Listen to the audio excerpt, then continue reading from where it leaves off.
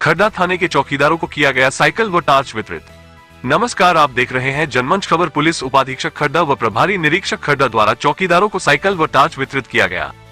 Police अधीक्षक कुशीनगर धवल जायसवाल के निर्देशन व अपर पुलिस अधीक्षक के मार्गदर्शन में थानों पर नियुक्त चौकीदारों की समस्या का समाधान के क्रम में थाना स्थानीय पर नियुक्त चौकीदार को जो थाने पर अपने अपने ग्राम का महत्वपूर्ण सूचना नियमित रूप से थाने पर उपलब्ध कराते हैं।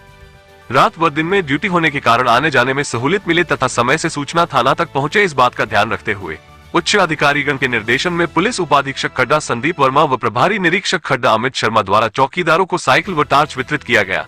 ग्रामीण स्तर पर पुलिस के सच्चे प्रहरी माने जाने वाले चौकीदारों को प्रशासन द्वारा इस तरह की सहूलियत प्रदान की गई है कि वो अपने काम को और बेहतर तरीके से कर सके तथा संसाधन उनको ये सब करने में मदद करें। जनमंच खबर के लिए हाजरा अंसारी की रिपोर्ट।